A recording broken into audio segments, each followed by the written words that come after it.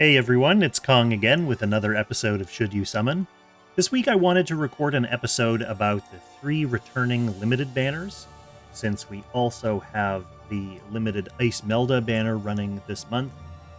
They decided to go ahead and give us a 1 week break to summon on her before returning with Wehttam, Awakened One, and Apotheosis. I haven't covered those in a while because they haven't been new in a while, but I thought it might be a good time to basically do a recap of all 3 of those banners, just to make sure my original advice from my original videos is still relevant.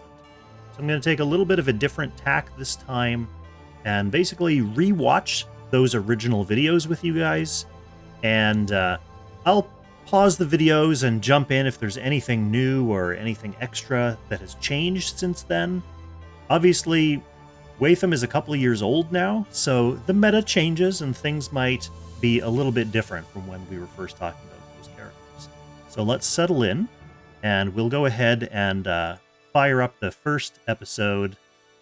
Actually, this is the Should You Summon from Wehttam's Rerun, so he already wasn't brand new at this time. I may have updated the video a little bit for this, but we'll just see if it still holds up.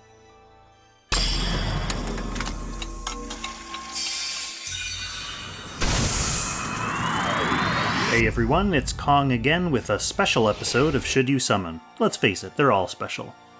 This is a limited banner with 1 dude, so let's take a look at how this actually works. This banner is going to run from June 23rd to July 6th. Obviously, kind of like a normal raid-up banner, you have a 40% chance to get Wehttam. But unlike a normal raid-up banner, there's not another featured character, so the other 60% is all for off banners. To make this situation a little more palatable, anytime you do pop one of those 60% off banners, you get some Wehttam shards as a consolation prize. If your off banner is someone you have at 6-star already, you get 15 consolation shards, and if not, you get 10 consolation shards. So it's perfectly possible to get Wehttam entirely from summoning other off banner units. That's still possible. Anyway, let's go ahead and talk about the units. Wehttam is a flexible, well-rounded threat. The kind of scary character who brings a lot to the table, and then you get to decide how to use him in whatever situation. His talent straight up increases his attack, defense, and damage dealt in combat. Debuffs on him wear off in 2 ticks per turn instead of 1. Every time an enemy dies, whether it was Wehttam who killed them or not, up to 3 random enemies anywhere on the map get a debuff that disables their passives and makes them unable to be guarded against his attacks. His 3-cost skill deals AoE damage within 3 spaces of your selected target square, boosts his attack by 20%, gives him immunity to debuffs for 2 turns, summons an evil sword on the selected square, and lets him move another 3 spaces and attack. The sword's not just an aura or a totem on the map either, but an actual unit that can be killed. But you don't move it around, it just emanates evil bonuses. For every enemy near the sword, Wehttam gets damage reduction. All Dark Reincarnation allies anywhere on the map get plus 5% to all stats. And when the sword ends its turn, Wehttam heals by 30%. Since this 3C isn't just a summon and actually deals AoE damage, it can be clocked. And that was just his talent and his 3C, he still has other skills. One of his unique skills is a small AoE that inflicts heal block and cannot guard, and then lets him move 3 more spaces. Another is a 1.8 times damage single target attack that strips 5 buffs like Sword Soul, but also inflicts undispellable Curse of Wounding. Finally, he has a 1-cost skill that lets him teleport to any injured enemy. If the spot he teleports to has a summoned sword buddy nearby, or if there's an enemy with his passive disabling talent debuff nearby, he can act again. This lets him close ground really quickly and then hit surprising targets. He's a member of Protagonists buffed by Matthew and Emperor Lovina, Dark Reincarnation buffed by Bozel and Licorice, and Mythical Realm buffed by Gizaroth and Sage of the Trees. And for bonds, he doesn't unlock anyone else's bonds, and hopefully it stays that way. And he needs Bozel for his own defensive bond and Zerida for his attack bond. For content, in PvE, he's a decent option in the Ultimuller slot versus Fenrir in Ancient Beckoning. In general, he flies, he can teleport around, he has great stats and versatile skills. He should be a good jobber in challenges and routine content. PvP is where he really shines. Okay, I just have to pause this for a second to amend the PvE recommendations. So for Fenrir, he's not really needed anymore. He can basically go into a generic DPS slot if you need him there. But Awakened One coming out basically changed the entire Fenrir meta. You basically stack her up with the AoE tiles, double up on AoE tiles, and then she uses her 3C and does literally millions of damage to Fenrir. I'll probably show a clip of that later in this video when I'm talking about her. So the point is, the other characters that you bring for that fight are basically all Awakened One enablers. People like Lanford, Patsir, who can basically all, and Imelda as well, who can make AO do way more damage. No one is there concerned with their own DPS at that point. I didn't mention Nidhogg in this original version of the video, but interestingly enough, Wehttam has become one of the top characters used for the Nidhogg fight, and that is because of his ability to disable enemy passives. So the main reason he gets used on that fight is for the slime phase. Once, obviously because a bunch of slimes are dying, his talent stacks get spread out among all the rest of the slimes, and then when it disables their passives, it means when they explode, or when they die, they don't do that post-death explosion on the rest of your team. So that was one of the things you used to have to worry about with Nidhogg, was how to get your team to survive a whole wave of slime explosions. Now, with Wehttam basically turning off their explosions, it's not as much of a worry anymore. He's self-sufficient, meaning you can drop him into pretty much any box. Damn, that's empty. The versatility of his kit also means you can pick him in almost any pick and ban line, and then adjust your loadout accordingly. He's not going to end up being a dead pick like some other hard-countered characters would be, although he obviously doesn't like facing Rosenseal if given the choice. For availability, this... Okay, so the other thing to mention there is obviously the PvP meta has changed quite a bit. It used to be that he was a solid early pick that could basically be a pivot to wreck kind of any team as long as they didn't have Rosen to immunize from his stacks. Now he's a little bit more niche, and I say niche even in the sense that, like, even in rush boxes, he may not even fit in those. But if you still have a strong Wehttam and you're missing some other characters and you still want to use him, one of the main things you'll see him for now is in rush AoE boxes alongside the new Ice Melda. So she's going to enable the rest of your team to kind of charge in and explode on the enemy team before they've had a chance to engage. So you'll often see, like, first turn Ice Melda charges, polyol charges, anything that enables follow-up to get in right away. So as long as you still have a unit in the enemy's danger zone, Ice Melda or polyol, you know, you can jump in with Zerda too. You can still jump in with Wehttam. You can jump in with, like, Jace. So any characters who have instant follow-up like that can fit in that kind of box. And that's the main thing that Wehttam is really used for still in Apex. This is a limited banner. That means it's very similar to a collab or crossover banner. Wehttam is still not going into the normal summoning pool after this banner ends, so you won't be able to randomly get him as an off-banner pull, and he won't be coming back on any Destiny or Raid Up banners. The last time we had this banner was about 6 months ago, so it seems like it's going to be on a twice-a-year rotation. Yep, and that has Alright, as for...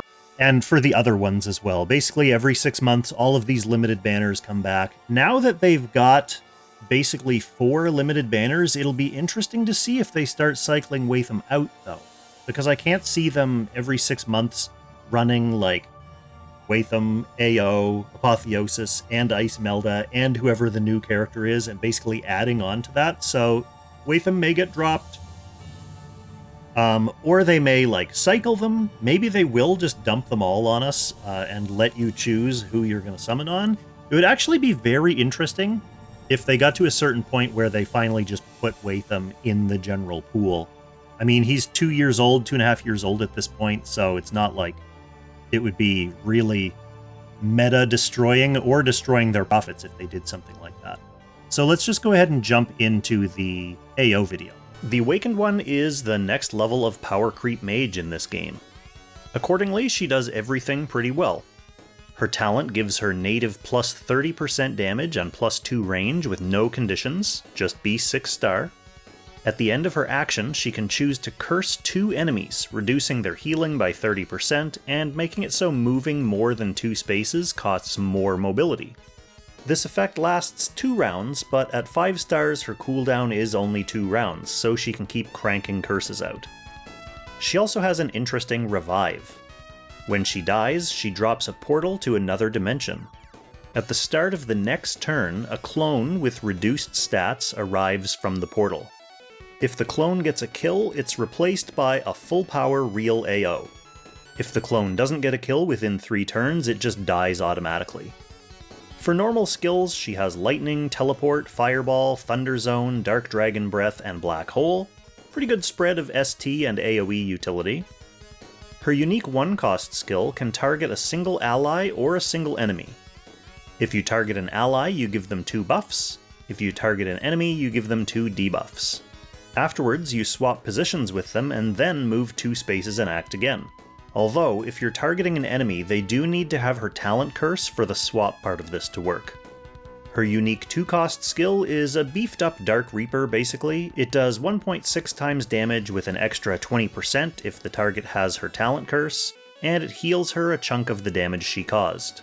Finally, her 3-cost skill passively faction buffs Heroes of Time at the start of battle, Elwyn style. It's the usual faction buff effects plus a general 8% damage buff. Unlike Elwyn's, which wears off, AO can refresh this buff every time she actively casts her 3C. Speaking of which, when cast, it drops 6 meteors on random targets in the span. Each meteor does 0.15 times damage, but successive meteors that hit the same target do plus 10% damage. If all 6 meteors hit the same target, yes, which is a thing that can happen, then the skill's cooldown is refreshed by 3. If the enemy has no soldiers, the meteor does 300% more damage. I guess this is to make it more than a little splash against big soldierless bosses. Do note that this particular bonus only counts if the unit literally has no troops, not just against any unit whose troops have already died. So it's not going to obliterate Oboro, for example, at least not any more than it already will. Finally, if any enemy dies from this skill, her talent trigger cooldown gets refreshed, so she can start cursing enemies again. A couple final interesting notes: she has access to Crystal Warlocks, and she has over 600 base int and 4000 base HP in her mage class. She's a member of Heroes of Time, buffed by Joshua, Angelica, Yusuke, and now herself.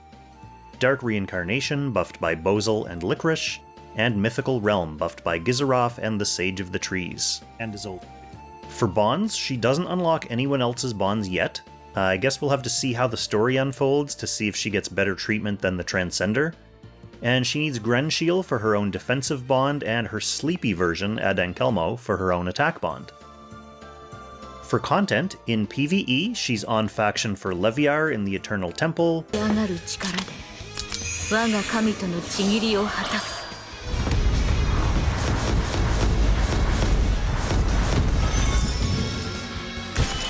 and she's the new high-scoring, leaderboard meta-carrying main DPS for Fenrir in Ancient Beckoning.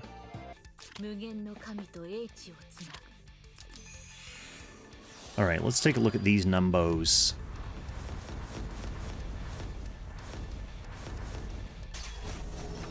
Tasty. She'll also help you fight that mean old ice dragon if you're not done with him yet, and she'll almost certainly be powerful against various challenges and Ragnarok of the Realm bosses. On the PvP side, she's strong against several different enemy strategies. She can slow down an enemy rush using her talent curse, which is a big part of an overall meta shift back to more tank-based teams. Her weird revive mechanic makes her annoying to kill, partly because it's not actually a revive, so it can't be shut down by stuff like Z2. And her 3C kills whole teams. The pick and ban meta basically turns into a choice between first banning Rosenseal or AO. If you ban Rosen, they get AO and a competent team of DPS, and if you ban AO, they get Rosen and a tank of choice and they can turtle up. so you pretty much have to pick which of those lines you want to face. That's obviously different now as the meta has changed. Even before Ice Melda, when Isolde came out, then it became a little bit of a choice between if you first ban AO, then you're probably going to have to face an Isolde. Or if you want to first ban Isolde, then AO is still there. So that changes things a little bit. Ice Melda coming out changes things a little bit as well. The one thing I didn't mention there in the PvP section is Magic Tower, the auto chess mode, is AO is basically an RNG chance to insta-win. Like, if you can get her in and use her 3C on an enemy tower, it does ridiculous damage. It can be really hard to come back from. So she's a super strong meta unit in that mode as well. I guess it's debatable whether that's really worth mentioning, since most players don't build like bespoke boxes for that mode or really care about it or play it too much at all. There's like a strong group of players, a small group of players who actually focus on it, and it doesn't come back all that often. For her build, this shouldn't be surprising for such a versatile unit, but there are a couple of builds for her depending on what you're trying to do with her. For purely PvE use, you're probably going to want her in her Demon class. The meta Ancient Beckoning build uses Red Moon, Charon, or the SR Warlock Hood, and Dimensional Jewel, enchanted with Blazing Sun for max damage output. This is for exploding. For PvP use, you usually want to avoid Demon class because of the preponderance of holy opponents. PvP gear can go a couple of different ways, again depending on what you're trying to do with her. Her main enchant would be Breeze, unsurprisingly, but Thorns could also be an interesting option if you want to go all in on reflective damage.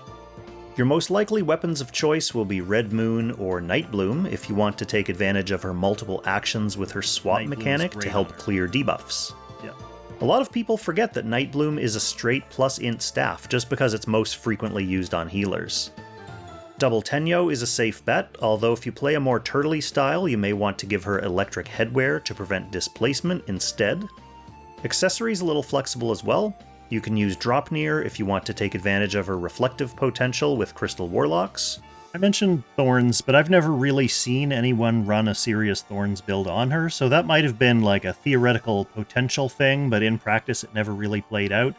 Maybe people start shifting to that now that the meta has changed, although if it's an AoE heavy meta, then Thorns isn't really going to help you there either.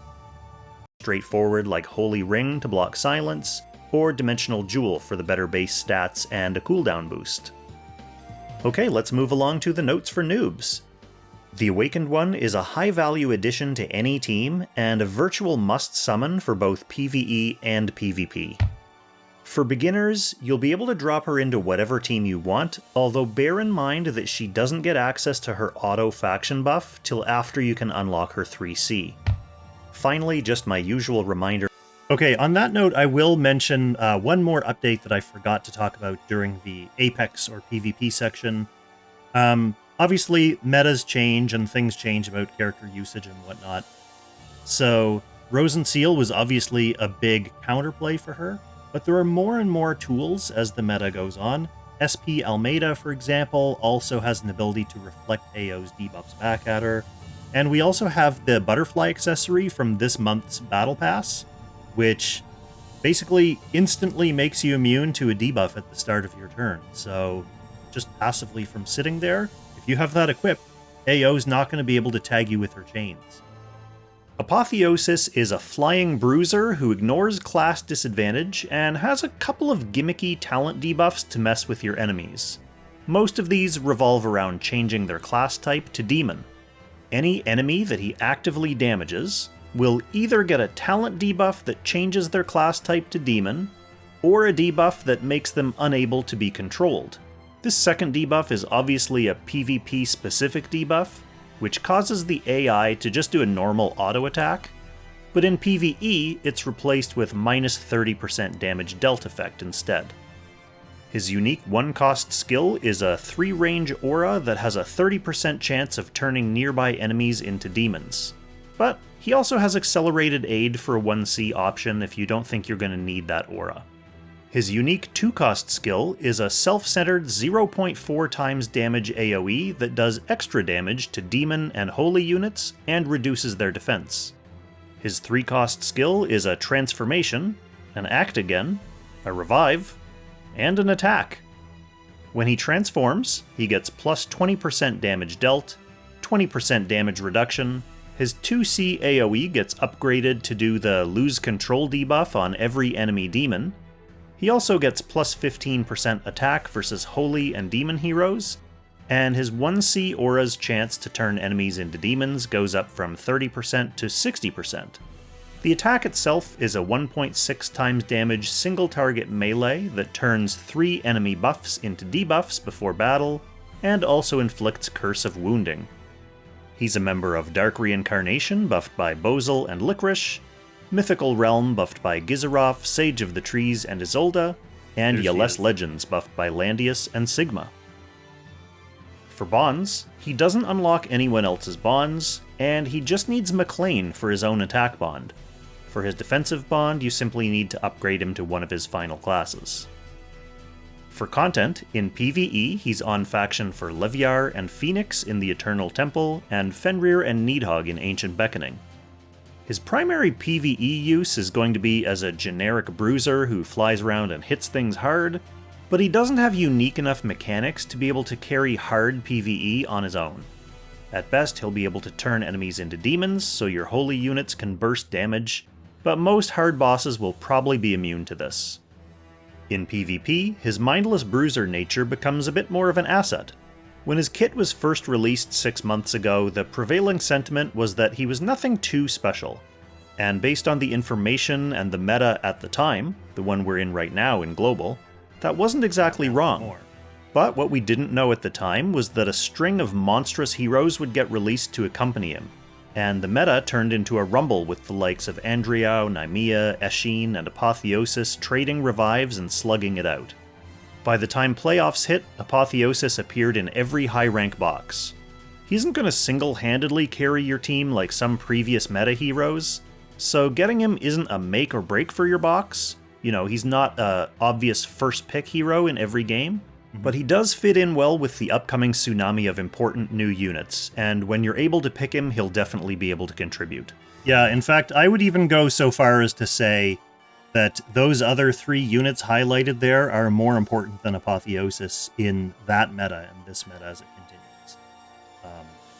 And obviously Ice Melda now as well, Isolde as well. So, not to say that he's on the verge of getting bumped out, but there are a lot of really strong characters. For his build, you can kit him out in a couple of ways. My preferred build is Flyer with Breeze, and the usual flying guy stuff, so Ragnarok, Last Rites, and then Helm and accessory of choice. He can also be run as a demon, which lets you try to abuse his AoEs with Balance Blade and Clock. Throw some Divine Boots on for good measure. Full Moon could be an option for either of these builds as well, if you're on a budget and you already have the gear enchanted. Otherwise, save your FM scrolls for SP Bernhardt.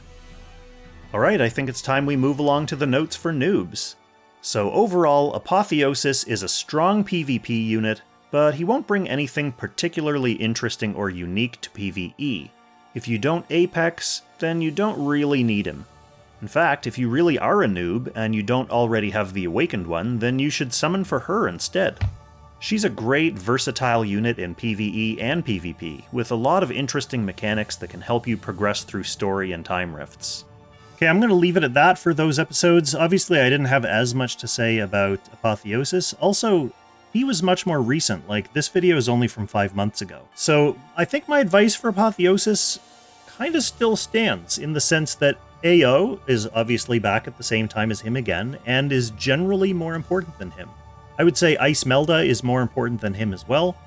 We also have a wishlist banner running for another week, so it's harder to recommend summoning for Apotheosis than it was back when he was like the new headline character and there was some other banners supporting him. Especially if resources are limited, I'd say you'd want to get AO. She's kind of losing her luster in PvP a little bit, but that doesn't mean she's not in boxes anymore. She's still in every box that I've seen. She's still a scary possible unit. Obviously, if there's other like big important bans happening early, it just means it's easier for you to get AO, and she can still play one of those important pivot roles. So I'd say AO is a good unit to prioritize over Apotheosis and Wehttam, obviously, since we're talking about Wehttam as well. Ice Melda, obviously, another good unit. If you haven't gotten her yet, I'd probably still be trying to get her rather than summoning on these other recurring limited banners at this point. And Wehttam, I personally wouldn't put him back into my PvP box at this time. Like I said, there are just too many other really strong characters who can do a whole bunch of stuff that putting Wehttam in for a niche use isn't going to be super appealing for me anyway. But he does still have strong PvE usage. So if you're someone who's building specifically for Ancient Beckoning, for example, then Wehttam is still a really good pick. AO as well.